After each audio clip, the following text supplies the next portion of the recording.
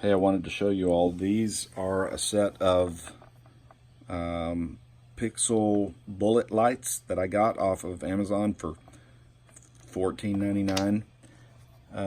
They're nice because they're filled with an epoxy, and so they're waterproof. They're fully waterproof out there.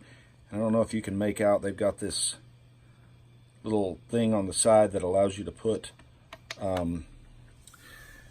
these diffusers on, and I just whipped up a design in Fusion 360, and you'll see a couple of them are a little bit different, and I printed them.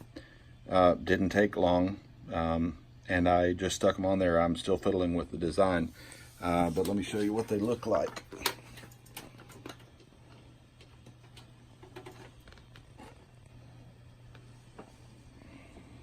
So this is just running one of those strand tests from NeoPixels on a Arduino, a D1. No, this is a Node MCU. But yeah, these diffusers actually work really nice. Anyway, that's it.